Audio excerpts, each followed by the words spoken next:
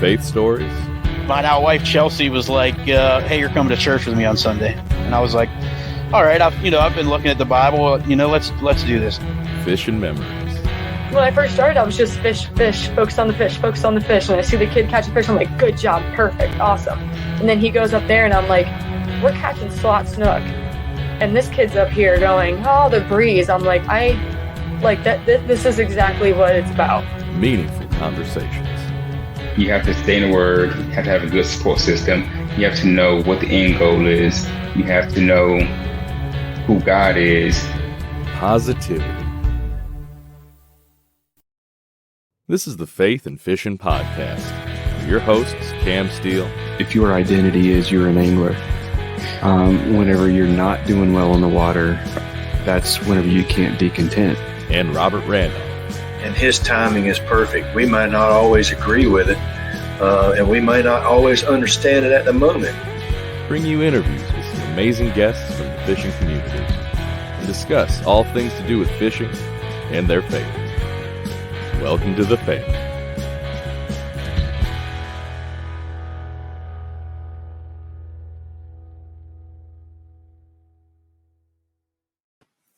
Hey y'all, welcome back to the Faith and Fishing Podcast. I'm Cam. Hey, and I'm Robert.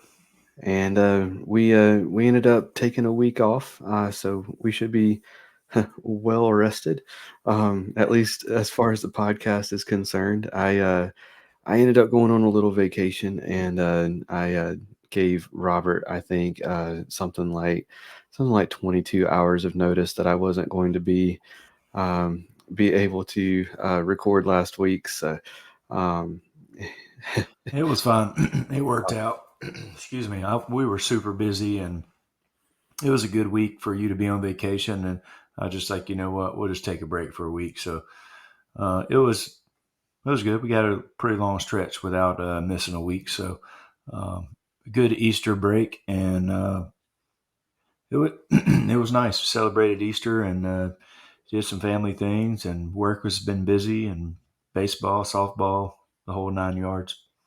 Absolutely. Yeah. You get any fishing done?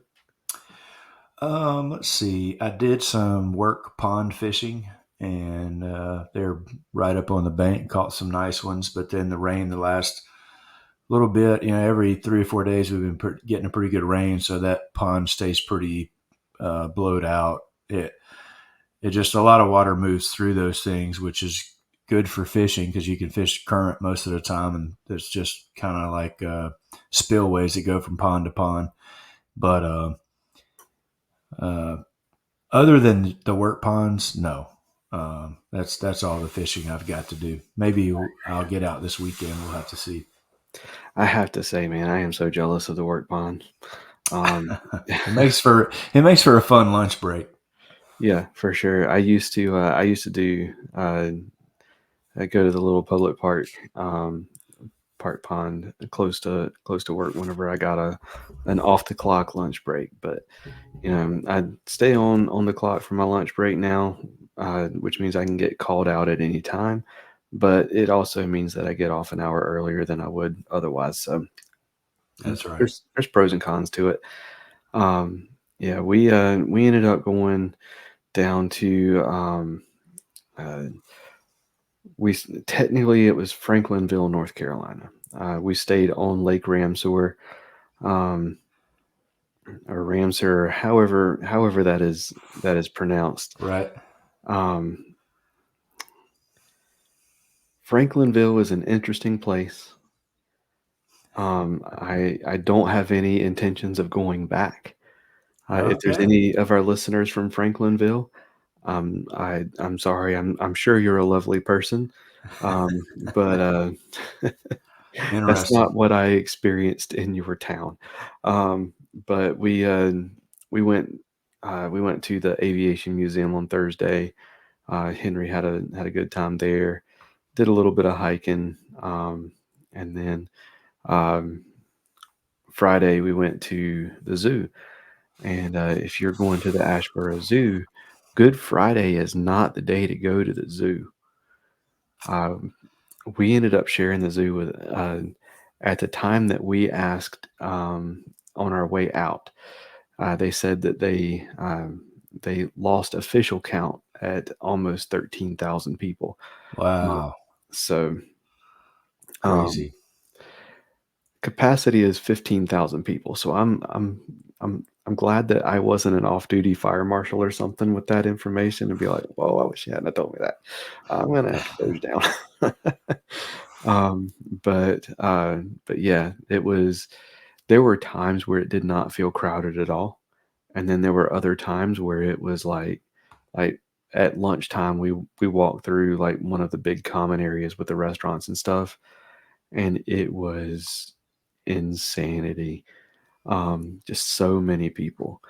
We ended up being the first ones in the zoo, and I mean it ended up being a really fun zoo trip, but it was a lot of stress with that many people. Yeah, I'm sure. But so Saturday, we ended up. We were so exhausted from the zoo that we were like, we're just gonna sit at the little lake house. We'll do a little bit of fishing. We'll do like we promised Henry could watch a movie. We were just gonna sit at the place and relax. And 8 a.m. boom echoes across the lake as a transformer blows. Oh, We have no power. And on a well, that also means you don't have water because the well pump goes out. And nice. so we're sitting there with a 3-year-old who was promised a movie, a wife that is 7 months pregnant, no water, no power. We're like, you know what? We're going to call it. We're going home early. Yeah, that's probably a good call, I'd say.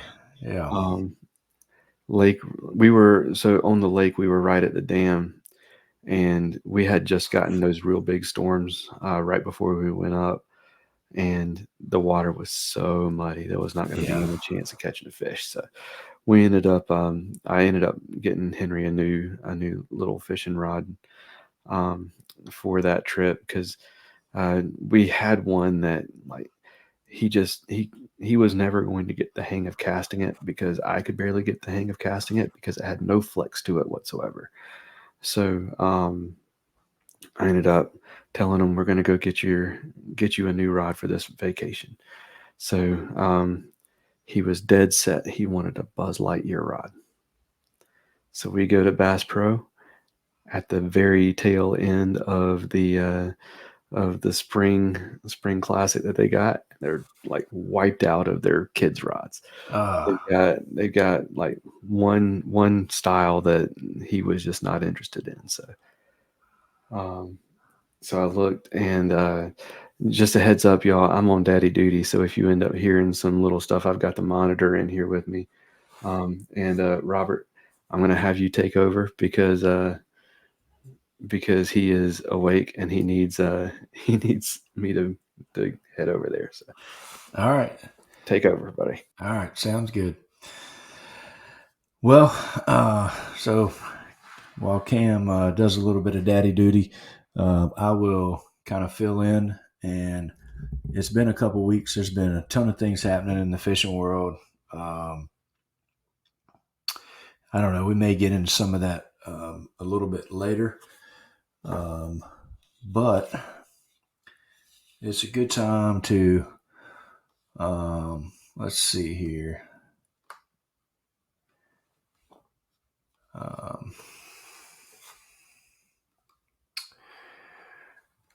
We're going to do an ad and then we'll be right back. Sorry, Mom. Well, that was fast. Mom came to the rescue. Well, I was fixing to run an ad and then introduce our guest. All right, we can do that. I guess I can finish my my story. Well, no, you can finish if you want. I just I didn't know if we want to get into all the fishing world news, and there's a bunch of stuff because we hadn't done it. We weren't on last week, so right. I don't even know. There's like 2 weeks of stuff to go through and some crazy stuff, but I'm sure that there's a lot of podcast coverage of different things that have gone on, and some suspensions in pro fishing and in the kayak world. The Bassmaster finished up. I don't even know if we've gone over that. I can't remember if Drew had won that already. No. in the last one. So a lot of stuff. KBF National Championship is going on. There's some local guys that have made the trip to do that at Gunnersville. So, I mean, I'll let somebody else cover that because I have no clue what's going on in the fishing world right now. I just have not been paying attention to it. I did keep up with the Bassmaster Classic, but that's about the extent of what I know about what's going on in the fishing world right now. But yeah, the real quick, just to finish up that fishing rod story, he was dead set on a Buzz Lightyear rod, and couldn't find one there. Looked online at Walmart. Everywhere I looked, couldn't find Buzz Lightyear rods to save my life. So I looked online at Walmart. I was like, buddy, they got Spider-Man rods at Walmart. You want to go get a Spider-Man rod? He was like, I can do a Spider-Man rod. So we go, and there is a Hot Wheels rod, and it was on clearance, and it came with a little Hot Wheels car, and he was enamored with it. Boom, we got one. So we ended up, I ended up taking him out Monday for a little bit, and he caught his first fish on that rod. So nice little green sunfish. But yeah, it was that's about all the fishing that I've gotten a chance to do. So yeah, let's go ahead and run that ad, man, and then let's get this thing going. Get Outdoors Pedal and Paddle is one of the largest canoe, kayak, and cycling retailers in the Southeast, with a huge selection of kayaks, canoes, bikes, and all the accessories needed to experience paddling and cycling comfortably and safely. Get Outdoors helps to expand and educate the paddling community through their free demos held on local lakes in the Greensboro, North Carolina area, and through in-store clinics and on the water courses and demos, and will even get your new boat rigged up for kayak fishing for you. Stop by the shop in Greensboro, North Carolina, or visit them online at shopgetoutdoors.com to be wowed by their selection. All right, so real quick, just a reminder that we are having that live show at the time that this comes out. That is going to be next week. So a week from the day that this comes out, April 17th, we will be going live 9 p.m. Eastern to celebrate the podcast's 4th birthday. So we'll have some fun guests, have some giveaways. Make sure you tune into that. So yeah. So let's go ahead and get this this week's guest introduced. This is actually the first time I think they commented on something on Facebook, and I was like, oh man, that's a really cool that's a really cool little bait company. So we have Eric Winter of Higher Power Baits. And the name caught my eye, the logo caught my eye, and then I started following y'all. So, Eric, brother, welcome to the show. Thank you for having me. Honored to be here tonight. And I'll tell you, your trip to the zoo is closely followed by Don't Go on Mother's Day. My wife is a fan of the zoo, and we made that trip once on Mother's Day. It was a once of a lifetime adventure. So, I hear you. Yeah, we. Good Friday is not the day to go. All of Wake County schools was off all week, and then parents were out of work. A lot of parents were for Good Friday, so it ended up filling up both parking lots, and it was crazy. But yeah, man. So go ahead and introduce yourself to our listeners and tell us who Eric Winter is. All right. Well, once again, thanks for having me on. My name's Eric. I've been married for 30 years to my beautiful bride. And about 9 years ago, we started our little fishing ministry, Higher Power Baits. Kind of a story behind it. I sold a gentleman a reel one day at the store. I managed the Bass Pro Shop in Concord, North Carolina. And I was working the reel counter one day with my guys. It was pretty busy. And I sold a gentleman a reel. And when I finished up, he asked me, he said, "Young man, are you a Christian?"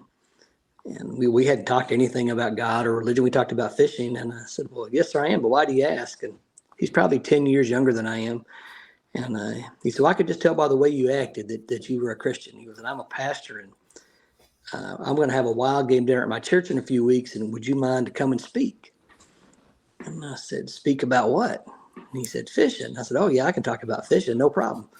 So we kind of wrapped things up. I gave him my card and we talked. He said, I'll give you a call this week and we'll work things out. So he called me that week and told me the dates and the times and I could make it all work. And I said, yeah, how long do you want me to talk? He said, oh, about 20, 25 minutes is great. I said, okay, I can do that. He calls me back about a week later. He goes, I don't think I mentioned, but this is a ministry. It's kind of a revival thing. So I'm going to need you to tie in a message with it too. And I'm like, oh, I don't know if I'm ready for that, sir. I said, I can talk fishing all day long, but I may be a little inadequate. He said, no, I said, you'll be fine. Just do it. You'll be great. So I will tell you the next, whatever it was, I think I had a couple of weeks to prepare. I went over this message and I had 6 points to be a better bass fisherman. And then I took those same 6 points and I changed one word in it. 6 points to be a better Christian. And it was about a 25-minute presentation. I'd almost memorized it. I'd done it so many times. And pastor gets up, he introduces me that night, and he makes this very nice, elegant introduction and made me even more nervous.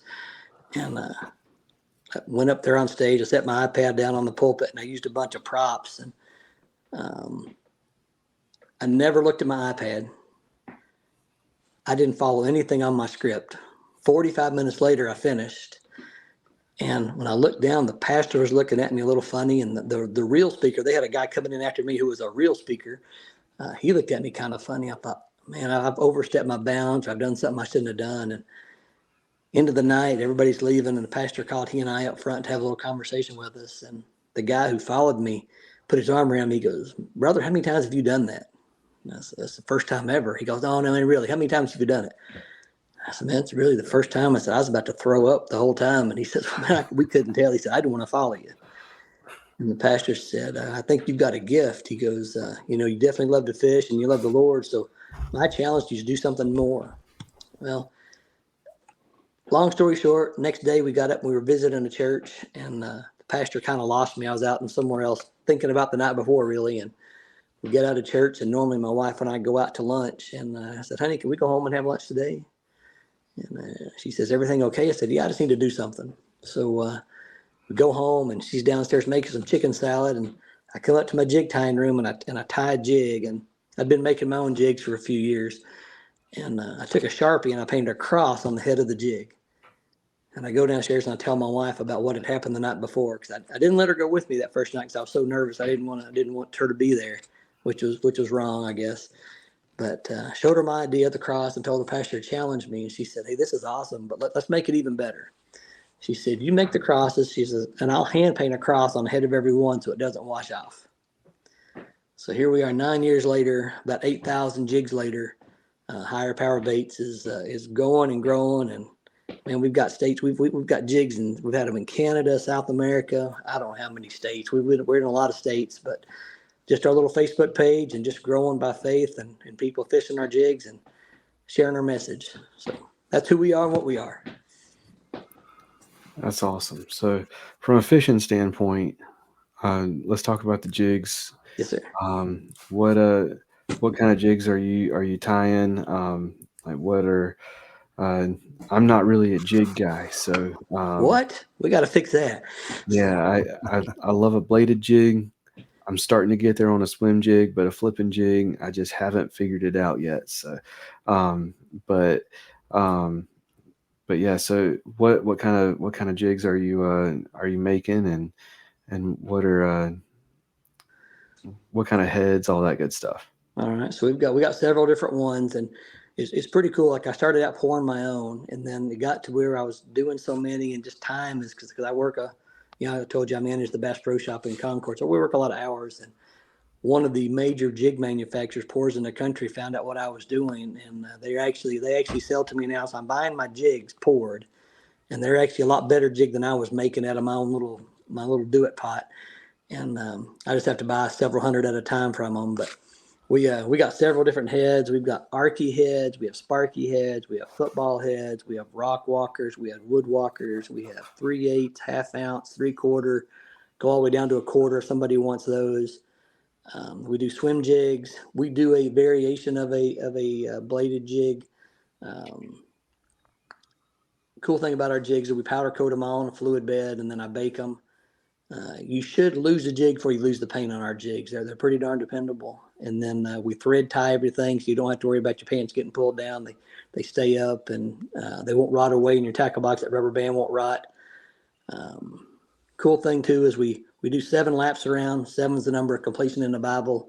I figure if it's good enough for the good Lord, it'll be good enough to tie a jig together. And never had one come loose. I don't use any glue. We do 7 laps around, do a couple half hitches, and snap it off, and good to go. And like I said, about 8,000 jigs later, I've never had somebody tell me one thing comes loose. So, all right. I have a question. What is a sparky head? So a sparky head is one that has it's a skipping head. I think I may have one over here somewhere. So I don't know. Let me get this from the camera. So this is an arky head where your line tie is vertical. Sparky turns the head this way, so it's just a different angle on how you tie your jig head on, how you tie onto the line. Okay. Basically the same, but very similar on the head design, just the line tie is different. Really good for skipping. This is not really good for dragging.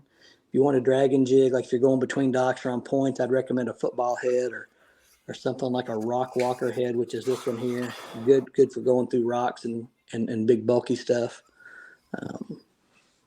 But here on Lake Norman, which is our biggest lake that most of us fish, you've got to skip docks. If you're going to be competitive, if you're going to be in the game, you got to get 10, 12 feet up under those docks. So the Arkies and Sparkies that's about all I throw on my boat. I don't have a 3/8. I don't have a 5/8. I have probably 400 jigs in my boat. They're every one a half-ounce Arkie or Sparky. So. All right. So let's talk colors. Okay. How many colors? You can see here, but I've got over 200 jig tabs here. So there's literally, I don't know what that comes out to, millions of combinations you can do. I'm an orange guy. I like orange in my jig. This time of year, especially in our waters, a lot of our crawdads are a red or an orange. That's why I like the crystal craw crankbaits are so good and the bright red crankbaits. So I like an orange about any time of year. If I'm fishing really clear water, I like a watermelon with a little bit of green or blue hue to it. But most of my jigs in the boat are going to have some sort of green, some sort of orange in it, like this right here. Nice and bright. Get it right there. Like I fish High Rock Lake a lot. I don't know if you guys ever come to fish that lake, but it's pretty dirty. You can use yarn for line. It doesn't matter in that lake. It's pretty dirty water, and I like that orange in there. I'll tell you that I like a jig so much that it's what I won my boat on. I like fishing the big bass tournaments. I don't like the 5-fish tournaments. I don't get to pre-fish a lot, so for me, a 1-fish tournament kind of fits my way. I like to fish one fish for a jig, and I won the inaugural Big Bass Bash on High Rock Lake on one of my homemade jigs. So it's pretty cool. Yeah, for sure. That's awesome.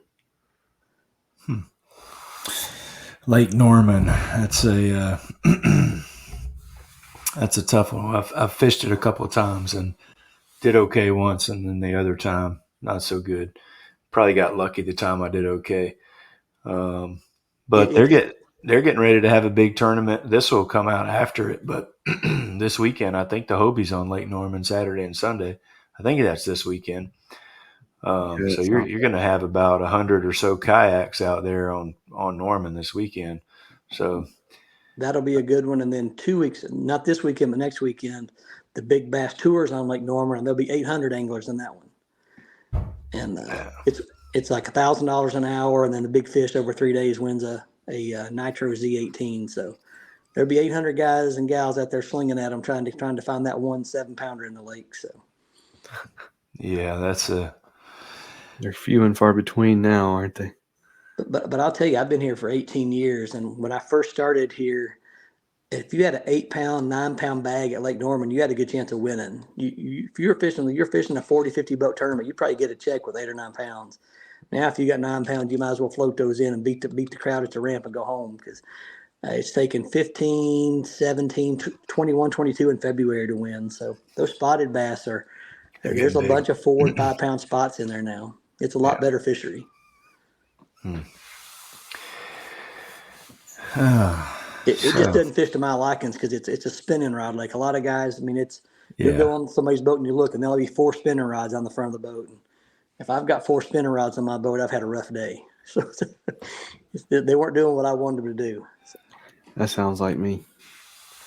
I don't even own 4 spinning rods for bass fishing. Oh, wow. I own 3. I can't say that. I got a few more than that. So, but yeah, I've got a few, but it's I'm a kayak guy, so I don't have a rod locker with all these different rods. But yeah, cool. Well, let's. I wanted to ask, what got you started into fishing, and what drew you to the jig?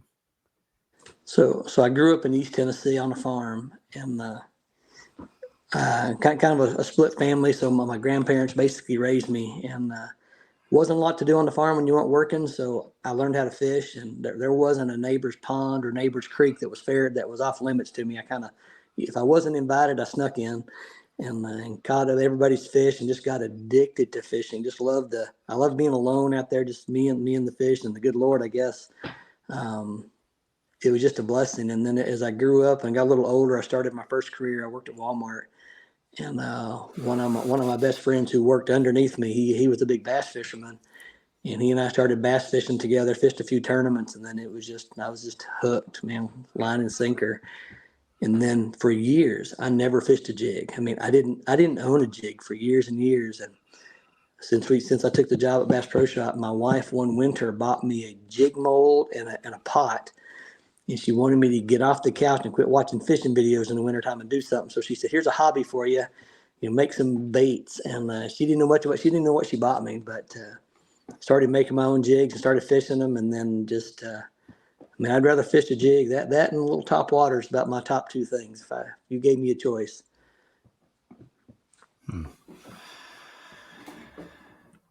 Yeah. No, well, I had some questions. Like, I didn't know that the boats did a big bass kind of like power hour. So just the kayaks do something similar, and maybe they got that from the boat and just molded it over to the kayaks. But the kayak side does a big bass power hour. They go around the country. I think now it's up to like maybe 6 or 7 or 8 stops, and they'll do the same thing. It's $1,000 an hour and it's a 1 day. And then the same thing, the biggest bass is you get a kayak, and then I think as long as you catch something over 14 inches, they draw one out at random for another kayak, and there's one more. I don't remember maybe it's the most inches caught. It's a cumulative deal too. So they do the biggest bass, they do the biggest bass per hour, and then the most inches caught. But you said the boat one is a 3-day deal. So is that like a Friday, Saturday, Sunday? It's Friday, Saturday, Sunday. There's 7 hours each day you can weigh and fish, and pays $1,000 at first, all the way down to $100 for 10th place every hour.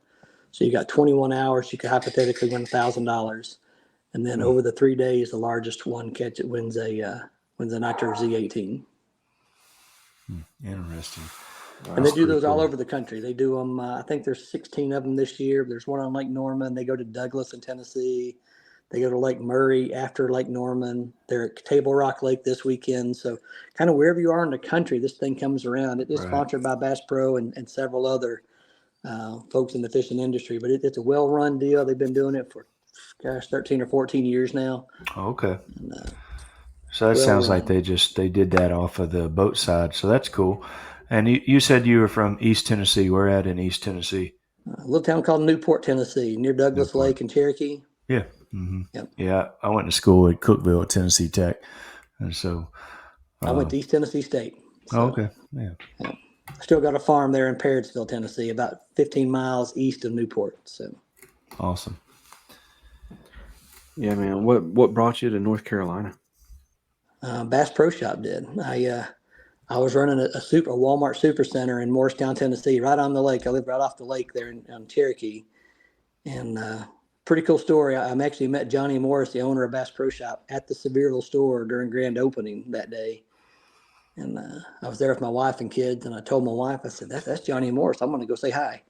She said, "Who's that?" And I said, "He owns Bass Pro Shop." She said, "Which one?" I said, "Heck, all of them." I said, "I'm going to go say hi." So I tapped him on the shoulder, and he was holding the door open for grand opening. It was that morning. And I said, Mr. Morse, do you have a moment? He said, I sure do. And he turned around and introduced myself and told him my name was Eric. And I ran the Walmart up the street from him. And that I had just moved from Arkansas, and I'd gone to the Springfield store. Like I called it my pilgrimage every year. I'd go down there with my Bastrop catalog and spend way too much money. And we started laughing. I told him, I said, listen, I run the Walmart up the street from you. And I said, you're going to beat me at selection, but I'm going to whip your butt at pricing. And he started laughing. And we talked about, I don't know, 5 or 6 minutes. And he turned to my son. My son was there with me. He said, young man, what do you think about your dad running one of these? And my son said, well, Mama calls it Daddy's Disney World. Long story short, he got my name and number that morning. I got a phone call 5 days later. They flew 2 people up to interview me in East Tennessee 2 different times. And I had a pretty small window where I was willing to go because the store I was running was real close to my family's farm. And I'd moved all over with Walmart for years in Arkansas and Virginia and different places. And about 2 months later, a Charlotte store came open. They called me. I flew up on Easter Sunday, interviewed all day the day after, and quit my job on a handshake and never looked back. So 18 years with Walmart. I'll be hitting 18 years with Bass Pro Shop in about 30 days. So That's awesome. That's cool. Yeah. Yeah, man. Well, let's dive into your faith too, man. Okay. So kind of give us your faith story. What is it you believe in, and how'd you come to believe that? I grew up in church. My mom left when I was 9 years old. My mom chose a different path and we moved to Tennessee with my grandparents, and my grandparents made sure I went to church every Sunday. But that's really all I did. I just went to church. I didn't do much else. And then as I went into college, I kind of steered away, made a lot of bad choices. And then, met my wife. Of course, she wasn't my wife when I first met her. She was just this cute little girl working at the Walmart. And she grew up in a Baptist church, and I grew up in a Lutheran church. She grew up in a Free Will Baptist, very conservative. I grew up with no limitations, basically. I don't think I ever had a curfew. She had to be in by 10 o'clock. She didn't drink. I was living a life I shouldn't have, and Lord put her in my life for a reason. I started dating her, and she said, hey, you got to make a choice. What do you want to do? And so I quit doing all the things I shouldn't have been doing, got back in church, and then as a Lutheran, you get baptized as a child. You get sprinkled. But I had never accepted Christ. And when my son was about to be born, he was a very difficult pregnancy, and my wife was having trouble. Sorry. So about 5 minutes before we went back to having emergency surgery, I stepped outside the hospital room there. I got right with God. And gosh, I've never looked back, but it took several years. I didn't get baptized until my daughter was born. And my daughter was, 7 or 8, and we actually got baptized the same day together. So, Wow. And life has been a lot better since then. For sure. That's awesome. This allergies are terrible today. Yeah. It's pollen season. It's pollen season, yeah. Oh, man. So, and then, I grow every day. I take steps backwards. I try to take steps forward. And that's where our ministry has really been it's been good for me because it helps keep me grounded and it keeps me steered in the right direction. And my wife does a good job of steering me too. I mean, she helps keep me balanced and humble. She uses that word with me a lot, humble. So she's the godsend for sure. Yeah, that's awesome.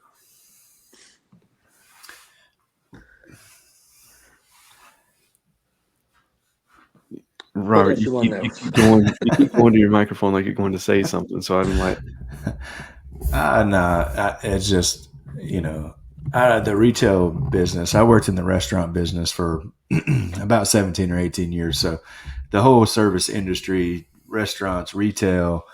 I mean, I got a million questions about Bass Pro and what it takes to run a Bass Pro, but I don't know if we want to get that sideways or not. That's why I haven't asked that. But I was in retail for 15 years, so I'm right there with you. So, I can tell you it's a lot more fun than running a Walmart. I can tell you that. I can imagine. That it is. I get to go to work every day and talk to people about hunting and fishing and hiking and camping, and And the cool Yeah. thing is, like at Walmart, I had a lot of great outfitters. I mean, I had a lot of great, they were associates. I had a lot of great associates worked in my stores. But in my store at Bass Pro Shop, everybody has a passion for what they do. My folks at the hunting counter, they shoot. They hunt or they shoot. My folks in fishing, they're catfish fishermen, they're bass fishermen, they're saltwater fishermen. They do what they do. I've got, I think, 5 Eagle Scouts work in my store, so they've hiked and camped everywhere. So the knowledge and the passion for the outdoors is just so unique in what we do. Yeah, that was my biggest question is staffing wise, because everywhere you turn now, it's so hard to staff places. And, I just didn't know how a huge name like Bass Pro Shops, is that a good draw? You know what I'm saying? Like you guys, I'm sure you still struggle at times with staffing, but, being like, that's a cool job. Like you said, working the gun counter or working in, the fishing or selling boats or whatever. Like, is that a pretty good draw? How hard is it? Is it still hard to staff and kind of go into that a little bit? It is. I mean, staffing, I think just in general in today's world is changed in the 30 some years I've been in retail. I mean, I don't want to say the work ethic, but the work ethic is different. It is. And, people, you want me to come to work on a Friday night? Well, yeah, I need you to be here on Friday night, and, but overall, it's a lot easier to staff than it was at a Walmart because we've got the passionate folks. And then, so one of the benefits we have is the employee discount at Bass Pro Shop. If you're an outdoors person, it is pretty darn good. So it gets a lot of people on board, and we have a lot of people work a full-time job somewhere else, and they work with us part-time one, because they love what they're doing, want a little extra money, but the discount is very lucrative to folks. But it's pretty neat when you sit down. Like today, I had 3 interviews today, and every single person I talked to told me a hunting story or a fishing story. Their biggest fish, they pulled their phone out and showed me their big fish or the buck they just shot. At Walmart, nobody ever walked up to me and said, "Man, I'd love to fry chicken for you. I'd love to work in the deli and slice meat all day." At Bass Pro Shop, it's every day. People are like, "Man, I wish I worked at the real counter." Well, fill out an application. We can make that happen sometimes. So. Yeah. And so the other thing that keeps going through my head, so you've said you're coming up on 18 years with them. Is that right? Yes, sir. Yeah. So 18 years. And so I'm just, remembering back. So you've seen it change from, Bass Pro 18 years ago, you pretty much, you had to go there to get all your fishing stuff. And now with online shopping and what that's done, tell me, put a little bit of color on how that's changed the brick and mortar side of the retail space. And, how do you guys still draw the people in that you draw in? Well, I think part of the draw is our building and our folks, the knowledge of our people. You can't find Amazon knowledge, right? People don't know how to tie a Palomar knot on Amazon. They don't have fish swimming in a tank on Amazon. So some of that is just the mystique of what we do. But it has definitely changed because it's so easy to pick up your phone and it's coming to your house, right? You don't have to go fight the traffic on an 85 to get to my store. You don't have to deal with all those issues. But there are still so many people that just love to come in and walk around. And if I'm going to buy a gun, I want to feel the gun. If I'm going to buy a fishing pole, I want to feel what it feels like in my hand. I want to touch it. I want to see the reel. And still a lot of what we do is that way. But, a lot of people are so much more informed today than when they come in. They don't have to ask as much because they're on their phone and they've done the research. They've watched the YouTube videos and the podcasts, and they have a much better knowledge than they had 18 years ago, when I started. So. Cool. For sure. Yeah, my son loves going to the fishing store. The Bass Pro here in Garner was a Cabela's not that long ago. So it's still got all of the taxidermy and everything. Henry loves going and seeing the taxidermy and seeing the fish tank and all that stuff. And then he always rides around in the cart, and everybody who works there always has a fishing story for him or something. So it's definitely, and that's one of the things that separates us from our competitors. I think, we not saying anything bad against a Walmart or Academy or those other folks, but you don't have that environment, and once again, a lot of times you don't have that knowledge. So. Well, I'll say the big thing that separates you from Academy is you have left-handed reels and stuff. You're one of those guys, huh? Yeah, so I was born with joints in my left hand that don't work.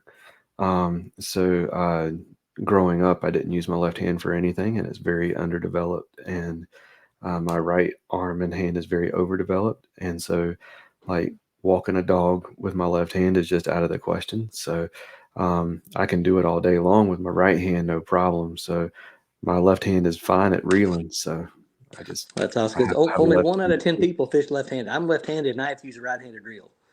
But only 1 out of 10 fish left-handed. So some basic trivial knowledge you'll never need to know again, but you know now. So Yeah, I would have thought it would have been more than that because I hear so many people that are like, "Oh, I hate switching, I hate casting and then switching hands and stuff." But Yeah.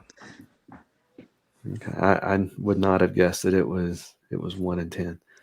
and then like 8 or 9 out of 10 reel left-handed with a spinner reel. So it's almost totally inverted the other way. Right? Huh. Interesting. Yeah, I never guessed. All right. Well, there's a couple questions that we always ask all of our guests. Okay. So first, what fishing story or memory means the most to you? Fishing story or memory?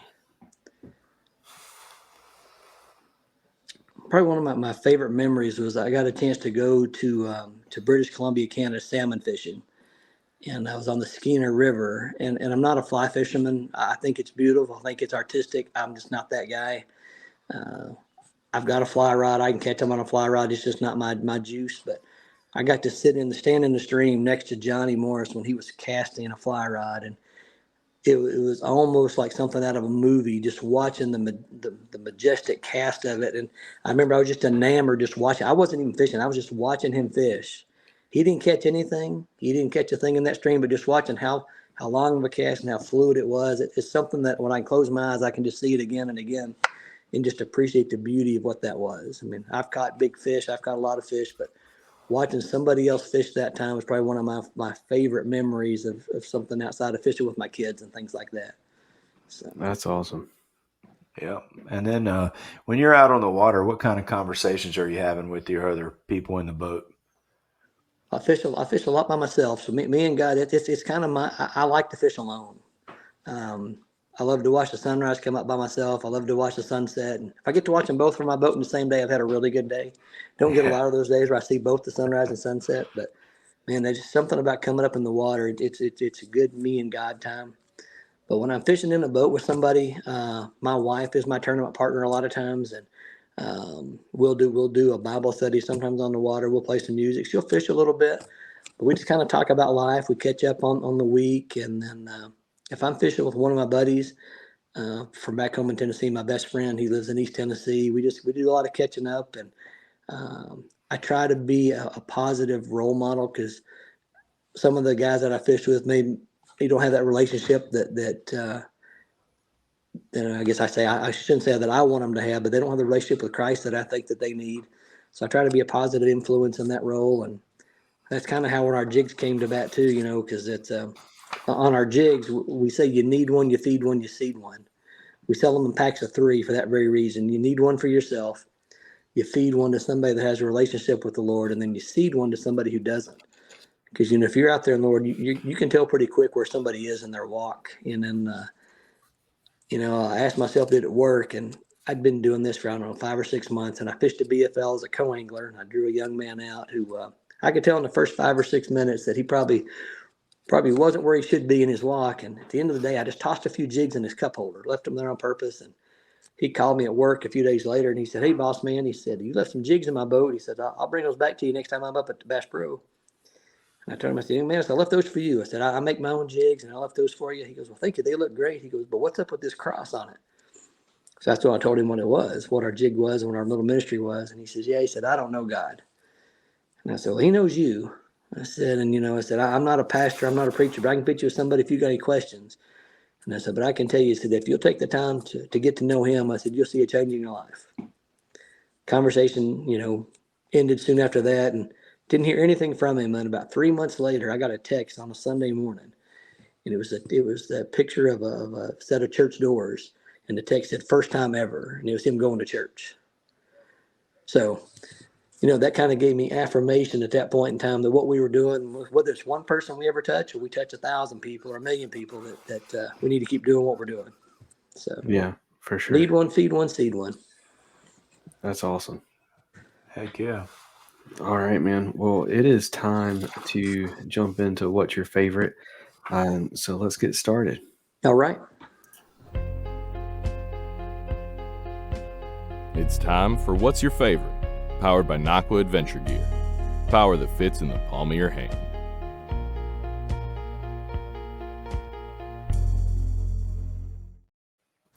So, like I said earlier, I'm on daddy duty.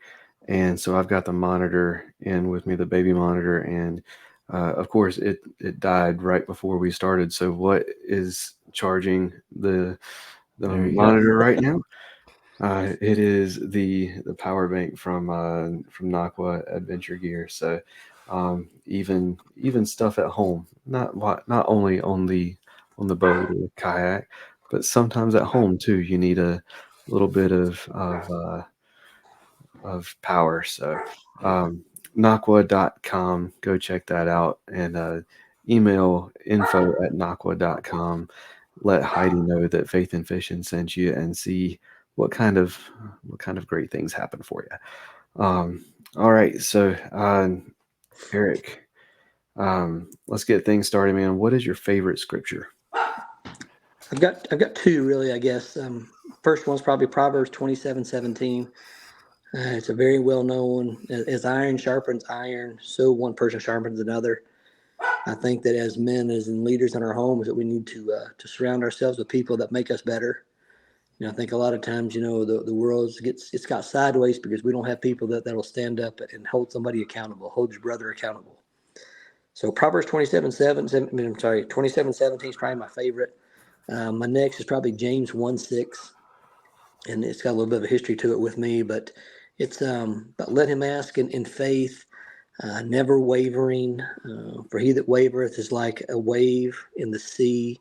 It's driven by the wind and tossed. And this verse was, I first got this verse when I was fishing in a tournament 5 years ago or so. It was one of the big bass tournaments, Big Bass Bash on High Rock, where I won my boat. And I just sold my boat, had one kid in college, one getting ready to go to college. So needed to pay for college and said, I don't really need a boat right now. I'm going to be busy. And I borrowed a boat from somebody, and I'm sitting at the boat. I got on the boat on the water early, and I'm laying on the deck of the boat, and it was a Sunday morning. I don't like fishing on Sundays, but it was a Sunday morning. So I got my phone out and I typed in Bible verses about remaining calm. Because I'm a pretty competitive guy, and I get jazzed up pretty good for tournament day. Like Derby day, I'm awake at 2 o'clock in the morning. I'm at the boat ramp before my alarm goes off to get up, and that's how I'm wired. And so I had the boat on the water like at 4 o'clock in the morning for a 6:30 blast off. And this Bible verse came up, James 1:6, is don't be, just basically stand your ground. Don't waver around. Well, I like to fish a certain way. I like to fish shallow. If I turn my fish finder on, I'm not having a good day, right? If I got to turn my forward facing sonar on, my day is not going the way I want it to go. That's how I fish.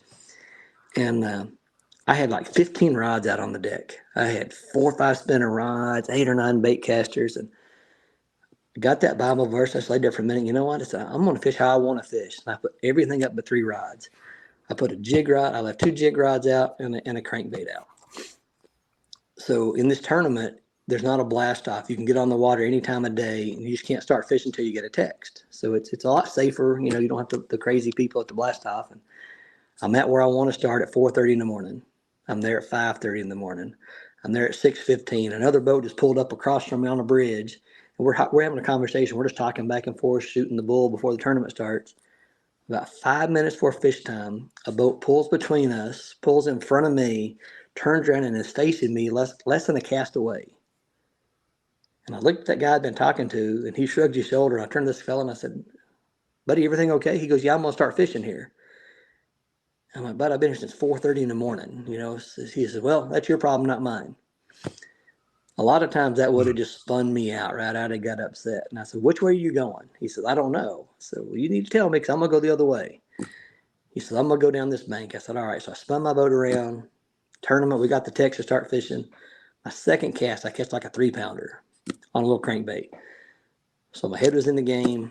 And I really love fishing on High Rock Lake. And so I was still a little frustrated with this guy. And long story short, there's a certain dock at a certain time of day. I can go there and catch a good fish. Just like I can almost bet on it. I'm going to do it. So the time was right. The wind was right. I idle over to this dock that I love, and I fish it like crazy. I probably cast 15, 20 times under the dock. Don't get a nibble.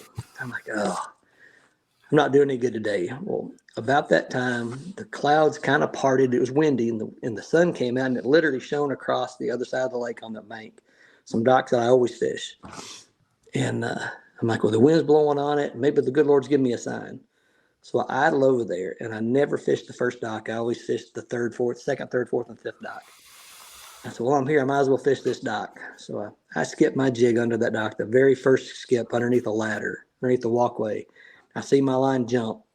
I was using sun line with that every 18 inches. It was green. Saw my line jump. I set the hook, and it weighed 712. I get it in the boat, and it's one fish tournaments. So I get it in the boat, and I'm shaking. I didn't have a scale with me because I was borrowing a boat. I just had a little bit of stuff. I throw it in the box, and I call my wife, and I said, honey, I got a good one. She said, how good? I said, I don't know. I didn't bring a scale, but it's a good one. I said, I won't be embarrassed to carry it up on stage anyway. I said, I don't think it'll win, but it's a good one.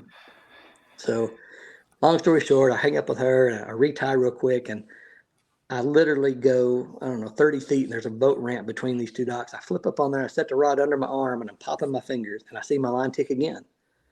I set the hook. It's like a 612. So I got a 712 and a 612 and back-to-back cast. I go down the bank, 2 docks or so, and I catch like a 511. So in just a matter of 25, 30 yards, I had 15, 16 pounds of fish. And I called one of the other guys in the tournament, and I said, hey, what creek are you in? I need to borrow your scale for a minute. So we met up, and I weighed those 3 fish, and my wife called me and goes, hey, I'm going to come out to the weigh-in. Don't weigh in until I get there. You had to weigh in between 2 and 3. So she showed up about 240 or so, and I go idling in, and I pull my boat up on the dock there at Tamarack, and there's that guy smoking a cigar beside me. And I reach in, I pull out that 5-something. I give it a kiss and toss it over the side. He said, you got one bigger? I said, yeah, I got one a little bigger. I reach in and get that 612. Take a selfie, give it a kiss, toss it over the side. He goes, you got one bigger than that? I said, yeah, I got one a little bigger. He said a little few adjectives there. And I reached in and I grabbed that big one out. And now everybody's gathered around my boat. And Brad, the tournament director, he's like, oh, he's got a big one, ladies and gentlemen. We put it in. I carried up there, and the leading fish was like 606. So I'd have had first, second, and fourth that day with my 3 fish. Weighed that fish in, had like 15 minutes to go. The longest 15 minutes of my life, I can tell you that. And these fish would come up, and I couldn't even watch anymore. I was sitting on the boat, and I put my head down, and my wife would say, oh, that's a dink. You got that one, honey. Or she said, oh, there's a big one, And long story short, I ended up winning the boat, and the rest is history. But it's pretty cool. And it was on one of my jigs. So yeah, that's awesome. Yeah, that's even better. Well, what about your favorite Bible story? Man, there's a lot of those too, but we just celebrated Easter, so I would have to say probably just the story of the resurrection. I think it's probably the best story with love and faith and hope and all rolled in together. And I don't know how many Easter services I've gone to in my life. I'm 55 years old. I've probably been to 45, I guess, or so. And this last Sunday, I went to 2 different services, sunrise and one before that on Saturday night. And something that I heard that I've just never really listened to before, but both pastors talked about grace and mercy. And, I think that we all have things in our lives that if we gave more grace and mercy to others, we could be more Christ-like. So, we've heard the resurrection story, that amazing story our whole life. But this year, what really grabbed me was just the story of having grace and mercy for others. So that's kind of my call this year, is to have more grace and mercy. Cool. So, Absolutely. All right. So what is your favorite fish to catch?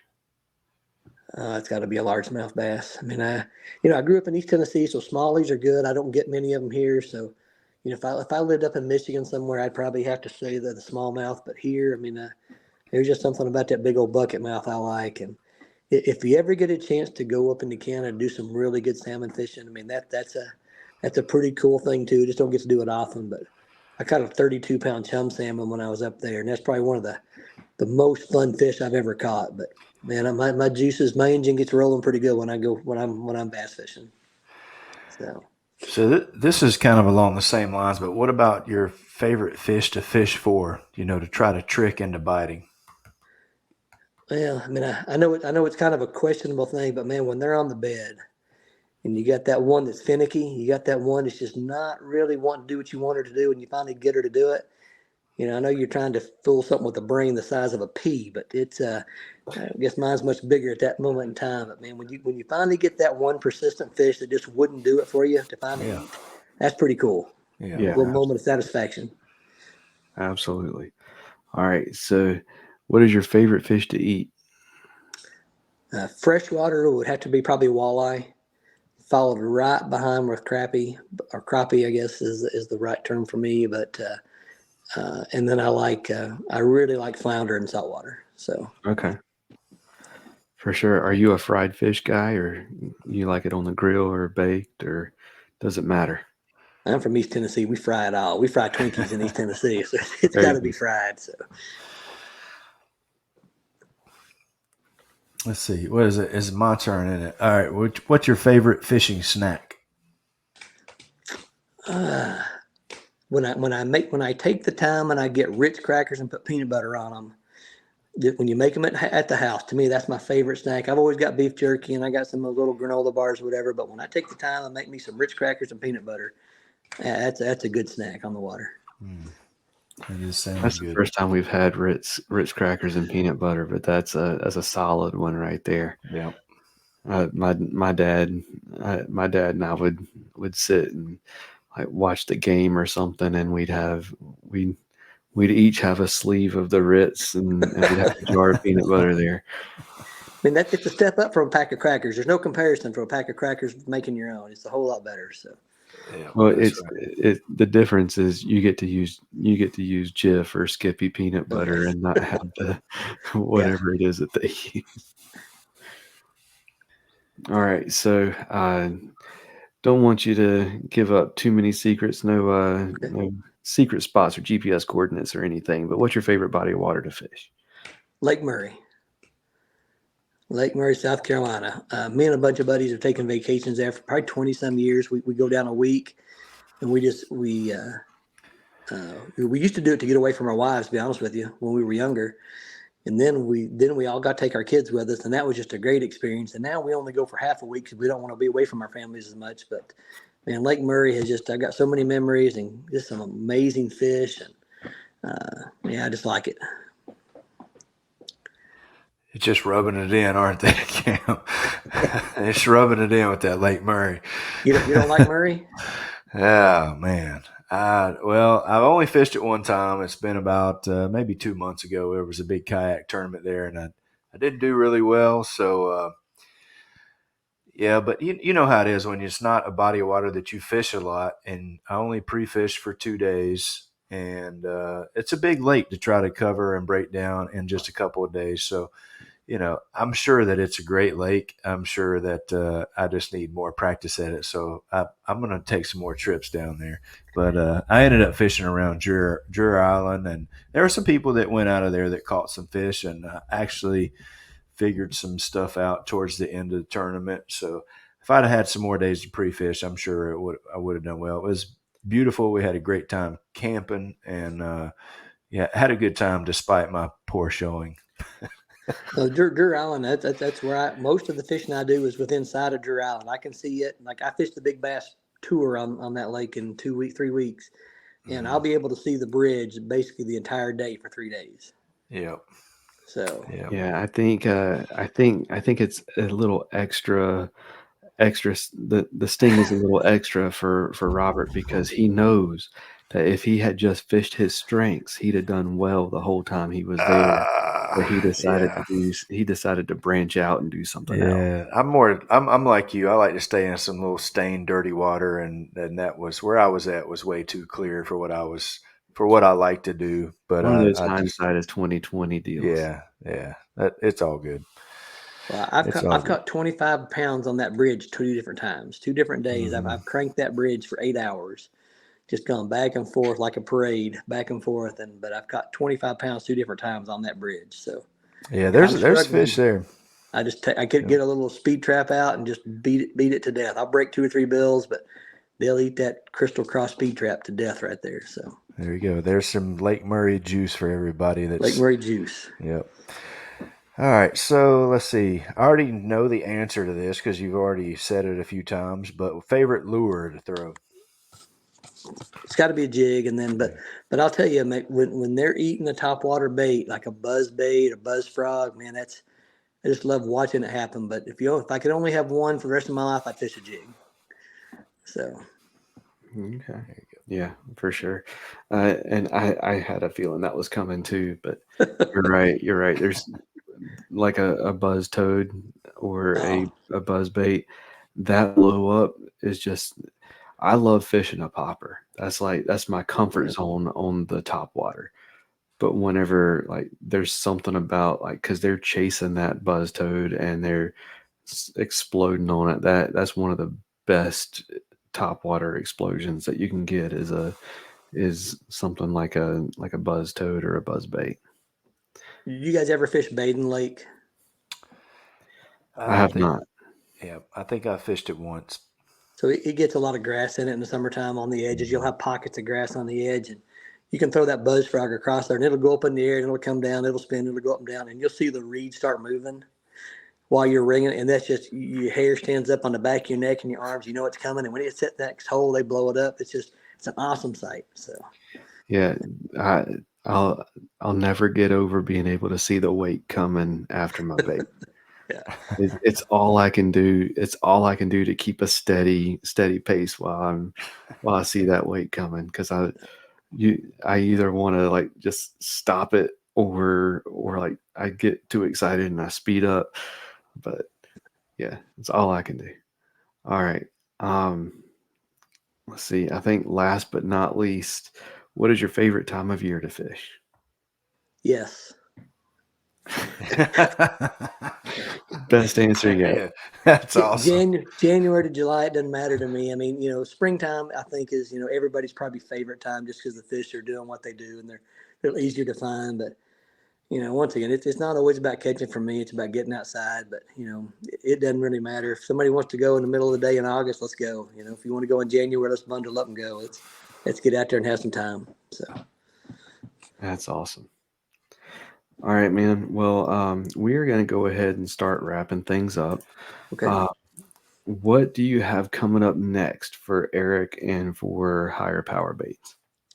We don't have much on the schedule. We only do one show a year currently. We set up at the Raleigh Expo. We have a booth there, and pretty cool thing we do that. Like we let you build your own jig. It's BYOJ, BYOB, build your own bait. I bring all my tabs that I showed you back here, and I've got it set up. And you pick out the head you want. You pick out 3 tabs, and we tie it up for you while you wait. So you can kind of Frankenstein your own bait while you're there. And we've done that for the last 5 years. Had our own booth, and we're growing. We actually just called and got a bigger booth. I'll have a 20-foot booth this next year.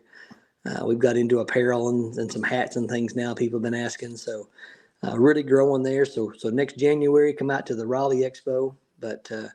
We're also open to speaking at churches and wild game dinners. If you got an event going on in your area and you want somebody to talk a little bit about fishing and faith, we definitely love to do that and kind of share what we do and why we do it. So, Heck yeah.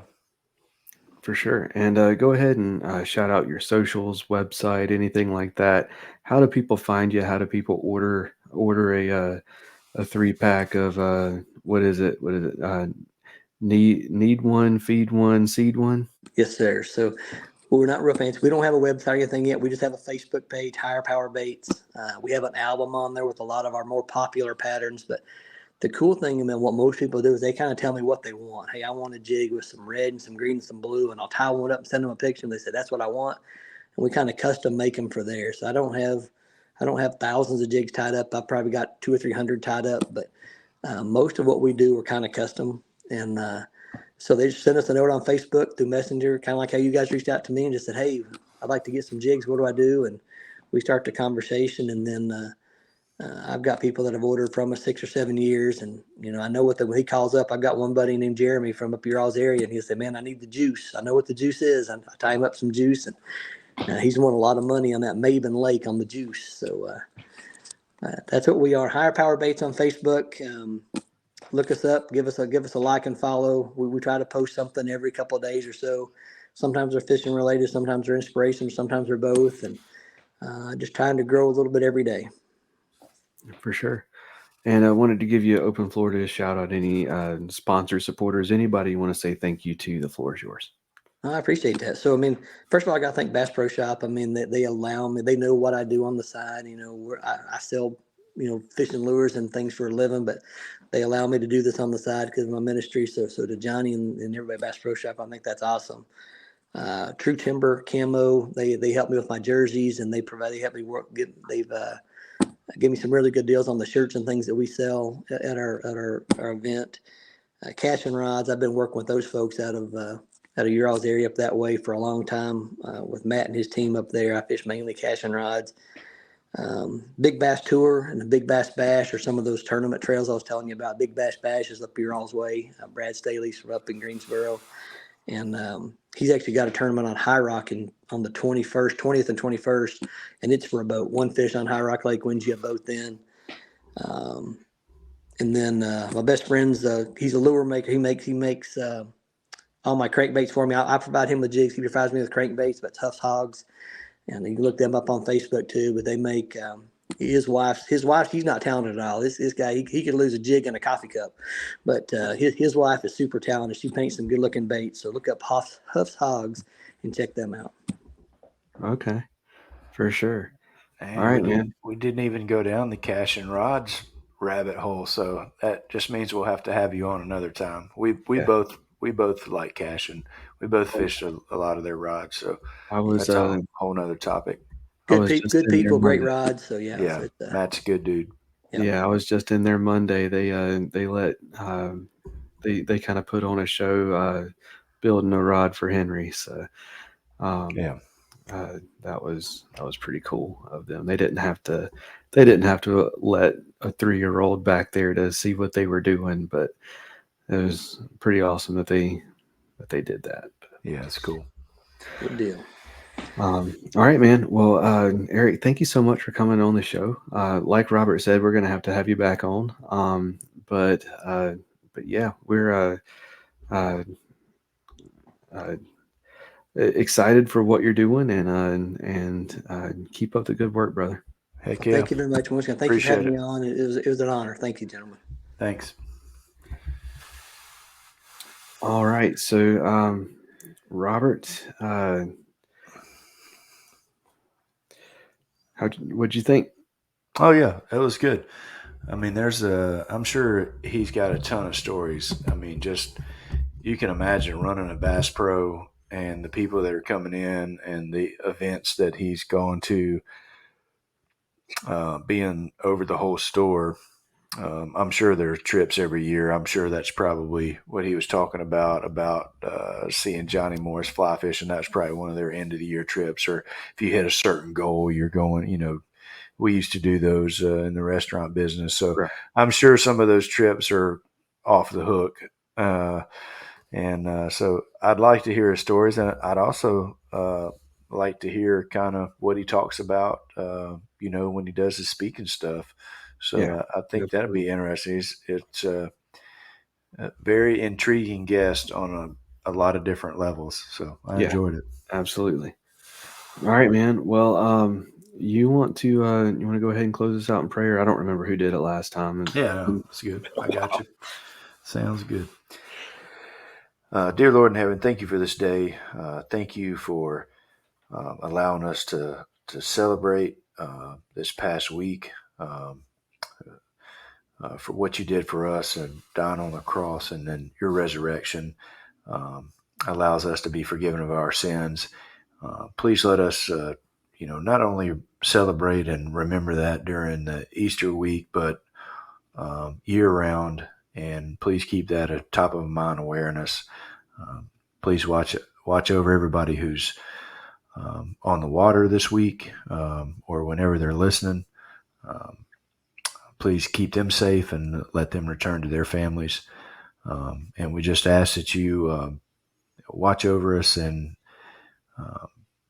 keep us in a good headspace so that we can say and act in a way that brings people closer to you. In Jesus Christ's name we pray. Amen. Amen. All right. Well, that is going to do it for this episode. Y'all take care and God bless. Good night.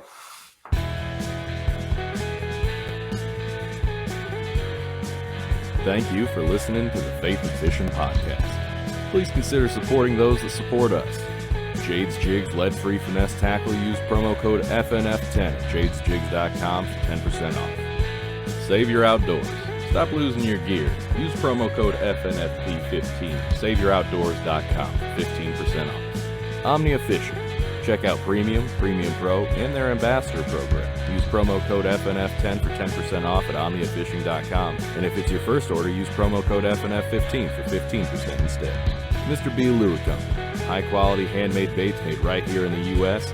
MrBLureCompany.com. Use promo code faithnfishn pod for 15% off your first purchase. Get outdoors, pedal, and paddle. Check them out at the shop in Greensboro, North Carolina, or at shopgetoutdoors.com for all your paddling and cycling needs.